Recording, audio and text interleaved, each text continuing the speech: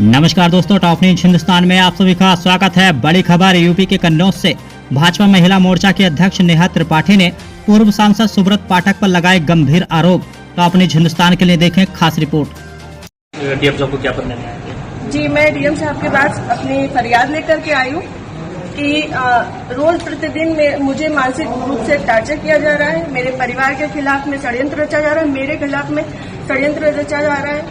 और ये षड्यंत्र के सूत्रधार जो है वो आदरणीय हमारे पूर्व सांसद सुब्रत पाठक जी, जिन्होंने हमारे गेस्ट हाउस को लेकर के हमें ये कहा कि हम भूमाफिया हैं। मैं आप सब लोगों को ये बात को अवगत करा देती हूँ कि हमारी जितनी भी जमीनें हैं 35-40 बीघे से ज्यादा जमीन नहीं, और जिसमें हम मेरे खुद के नाम पे सिर्फ 3 बीघे जमीन है। और 3 बीघे जमीन वाली महिला कैसे भूमाफिया हो सकती है? और 35-40 बीघे की जमीन में हम मेरे ससुर साहब, मेरी सासू माँ, मेरे हस्बैंड और मेरे देवर देवरानी 6 लोग आते हैं। इतनी सी जमीन में कैसे लोग भूमाफिया हो जाते हैं? जो ये बड़ा उससे कह रहे हैं कि चपुन्ना के भूमाफिया। और रही बात मेरे गेस्ट हाउस की, राधा रानी गेस्ट हाउस की, तो आज इन्हें ये पर लग रहा है कि वो हमने सरकारी भूमि में बनाया है, अवैध जमीन पे कब्जा किया है।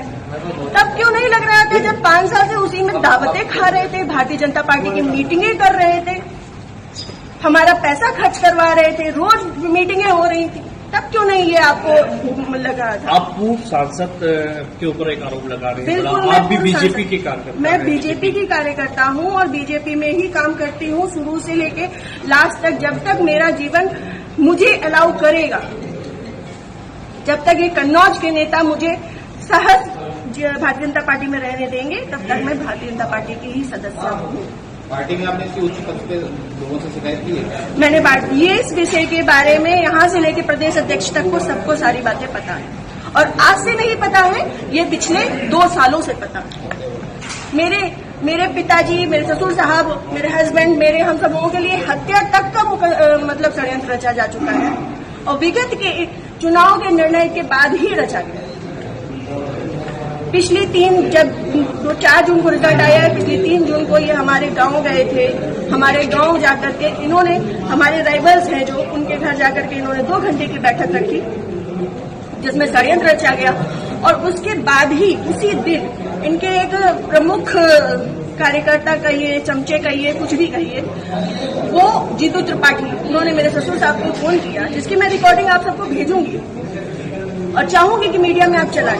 उन्होंने मेरे ससुर साहब को धमकी दी कि अगर चपुन्ना चुनाव नहीं जीता तो आपको 4 तारीख के बाद देख लिया जाएगा। उसके बाद से ये सारा षड्यंत्र रचा गया। क्या चुनाव हरवाने में आपका भी श्रेय जाता है? मैं भारतीय जनता पार्टी तरीके से वो आरोप लगा रहे हैं, क्या वो कुछ भी कहे? वो तो ये भी कह रहे हैं कि भाई नेहा त्रिपाठी ने 20 लाख रुपए ले लिए थे सपा से। वो तो उनका मुंह है, कुछ भी कह सकते हैं।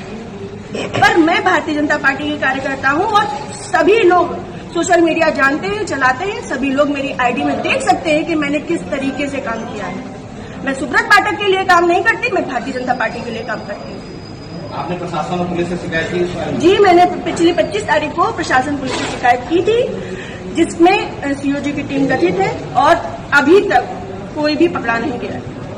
क्या मानती है पुलिस, प्रशासन और पुलिस दोनों लापरवाही कर रहा है?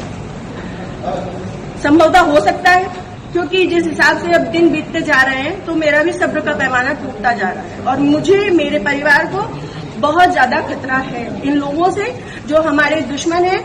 क्योंकि सुब्रत पाठक जी ने, हमारे जो राइवल्स हैं, सभी आजीवन कारावास के मुजरिम हैं। सभी आजीवन कारावास के मुजरिम हैं। मैंने इसमें लिख के भी दिया है।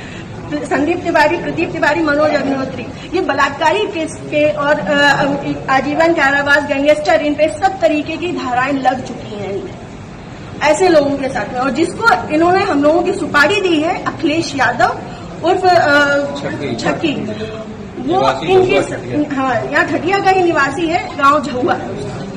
वो इन लोगों के साथ में, सुब्रत पाठक के साथ में भी जेल में रहा है और इन लोगों के साथ में भी जेल में रहा है और अभी फरार है। और इन लोगों की मोटरसाइकिल भी उनके पास है, अभी तक वो भी बरामद नहीं है। ये लोग सिर्फ मेरा मानसिक, शारीरिक और चारित्रिक शोषण करते आ रहे हैं 2 साल से। मैं 3 साल से मैं बहुत ज्यादा परेशान हो चुकी हूँ। अब ये चीजें नहीं होंगी। आज आपने जिलाधिकारी से बातचीत की, क्या उन्होंने आश्वासन दिया? उन्होंने मुझे पूर्ण आश्वासन दिया है कि इस पे निष्पक्ष जांच होगी, क्योंकि हमारे पास रिकॉर्ड्स भी हैं, हमारे पास सबूत भी हैं और बहुत सारी चीजों के सबूत है। समय आने पे मैं वो सब आपके सामने रखूंगी।